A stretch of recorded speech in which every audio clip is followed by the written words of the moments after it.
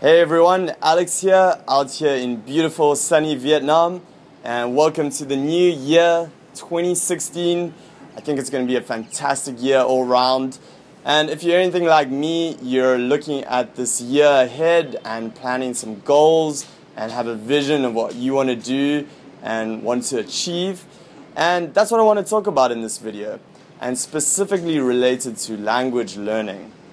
So I'm going to talk about my plan to learn Vietnamese in 90 days and why I want to do this, as well as give you guys some ideas and tips around setting some goals for language learning, whatever language it might be. It's been bothering me a little bit because the whole idea of teaching English in Korea here in Seoul, Korea, in Thailand. I'm out here in beautiful Hanoi, Vietnam.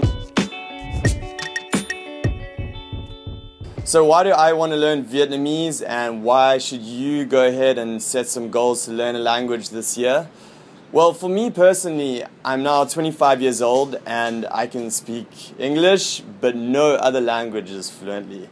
And this is something that has really bothered me. It's something that I'm very aware of, and I've always wanted to be fluent and be able to speak other languages, but I've never got to the point where I was fluent and conversational in another language.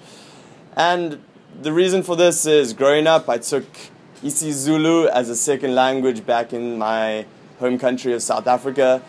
That's the one with all the clicks in it. Kikuluma isiZulu kangan, kodwa angi kulumi isiZulu gahle, which is a language that's fairly difficult to learn, but for me it was difficult in high school and I wasn't that interested, so I never carried on learning it afterwards, just got to kind of a very basic level. Then I was living in South Korea as an English teacher for 1 year, and I was very enthusiastic about learning Korean when I got there.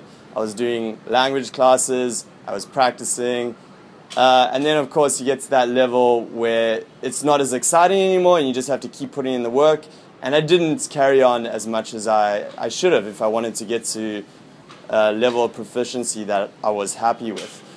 So I got to a level, very basic Korean. I can say some things that are useful and I can have basic conversations, but not even close to where I wanted to get. And now I've been living in Vietnam for a number of months, as well as living in Thailand before that, and traveling around a lot to lots of different countries. So for me, learning a language is just really something that I want to do. Now, getting into the specific 90-day plan that I mentioned. Well, this came from an article I read recently about goal setting and planning. And it's very, very cool, this article. I'll link to it below. It's an article by Taylor Pearson, I think his name is. And it's about planning for optionality. So setting 1 to 5 year game plans nowadays is just too long a period. You can't plan for everything that will come up. You can't plan for the way that your interests will change, that you want to do things differently in the future. So instead of that, he recommends you have a 25-year vision, which is obviously like so far in advance that it's hard to even consider where you want to be and what your ideal life your ideal day in your life would be like. So, but he encourages that. He encourages that you just dream completely, massively big, something that doesn't even seem achievable. And that way you can think more broadly than if you were setting a 5-year goal. And then the next step down is actually just doing 3-month sprints towards something that makes sense towards that goal.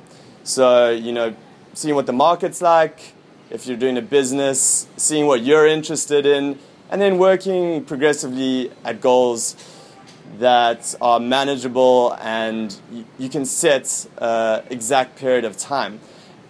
That means that like you can focus intensely on that for 90 days, 3 months, a quarter of a year, and then you can reassess after that if it's something you want to carry on with. As well as that, you can just really focus on that, because it's a short enough period that it feels like not that long, so you have to really hustle to get it done. But at the same time, you can put off any other projects that seem important to review after those 3 months. So that's, you know, for business, life, everything. But for language learning specifically, my 25-year vision is to be fluent in multiple languages. Simple as that. What do I have to do in the next 3 months to get there?